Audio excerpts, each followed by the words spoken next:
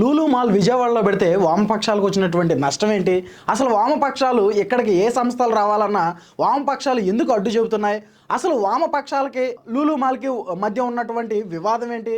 ఇలాంటి ఎన్నో విషయాలను మనం ఇప్పుడు ఈ వీడియోలో తెలుసుకుందాం.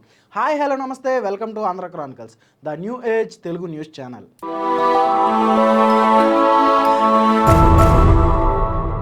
ఆంధ్రప్రదేశ్ రాష్ట్ర ముఖ్యమంత్రి నారా చంద్రబాబు నాయుడు గారు 2014-15లో గెలిచినప్పుడు దుబాయ్కి వెళ్ళారు, అది కూడా ఫ్యామిలీతో. అలా దుబాయ్కి వెళ్ళినప్పుడు లూలు మాల్కి వెళ్ళారు. లూలు మాల్కి వెళ్ళి లూలు మ్యాన్ చైర్మన్ అయినటువంటి ఆయన్ని కలిసి మాట్లాడారు. ఈ లూలు మాల్ చాలా అద్భుతంగా ఉంది, కావాల్సిన ప్రతి ఒక్క వస్తువు కూడా ఇక్కడే దొరుకుతుంది, దీన్ని మన ఆంధ్రప్రదేశ్లో పెట్టడానికి మీరు రండి, మేము భూములు కేటాయిస్తామని కూడా ఆయన చెప్పారు. దానిలో భాగంగానే లూలు మాల్ అధినేత వచ్చారు. తర్వాత ఎలక్షన్లు అయినాయి, తర్వాత టీడీపీ ప్రభుత్వం అధికారం కోల్పోయింది, తర్వాత ఈ వైసీపీ ప్రభుత్వం అధికారంలోకి వచ్చింది.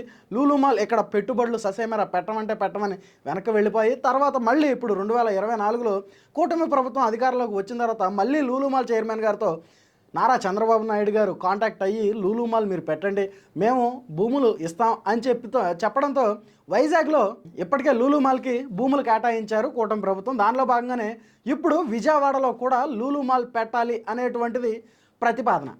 మరి ఈ లూలు మాల్ విజయవాడలో పెట్టాలి అంటే ఎక్కడ పెట్టాలి?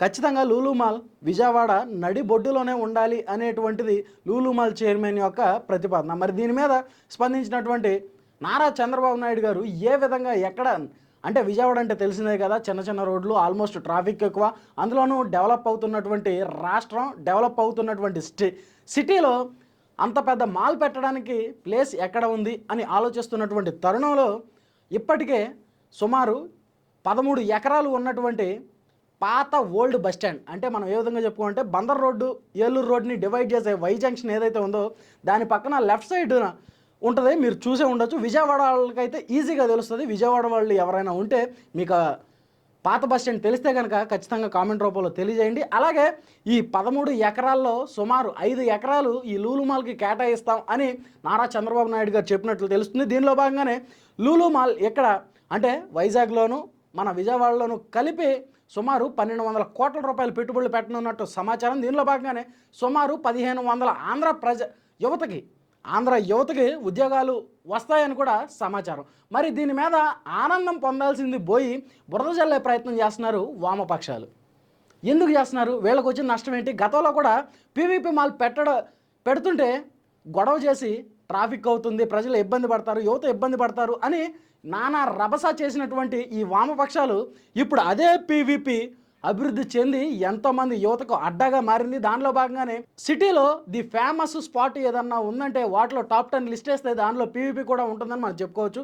అయితే ఇప్పుడు ఈ లూలు మాల్ అక్కడ పెట్టడంతో ట్రాఫిక్ ఎక్కువ అవుతుంది, ఇబ్బంది పడతారు అని బురద జల్లే ప్రయత్నం చేస్తుందని కూడా సమాచారం. అసలు ఈ వామపక్షాలకు వచ్చినటువంటి అభ్యంతరం ఏంటి? వామపక్షాలకు వచ్చినటువంటి సమస్య ఏంటి అంటే రాష్ట్రంలో అభివృద్ధి జరుగుతున్నటువంటి తరుణంలో వైఎస్ జగన్మోహన్ రెడ్డి గారు వామపక్షాలను రెచ్చగొట్టి ఇలాంటి ప్రతిఘటనలు చేపించే ప్రయత్నం చేస్తున్నారా అనేటువంటి అనుమానాలు కూడా రేకెత్తుతున్నాయి. మరి దీని మీద మీ అభిప్రాయం ఏంటి? మీకేమనిపిస్తుంది?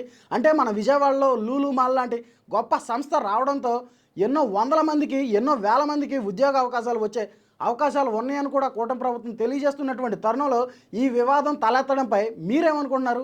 మీకేమనిపిస్తుందో కామెంట్ రూపంలో తెలియజేయండి. అలాగే ఇలాంటి political, current affairs, trending, breaking న్యూస్ల కోసం మన ఆంధ్ర క్రానికల్స్ ఛానల్ని ఇప్పుడే సబ్స్క్రైబ్ చేసుకుని నోటిఫికేషన్ ఆన్లో పెట్టుకోండి. మరి ఈ లూలు మాల్ మన విజయవాడలో రావాలి అంటారా, వద్దంటారా? మీకేమనిపిస్తుందో కామెంట్ రూపంలో ఖచ్చితంగా తెలియజేయండి.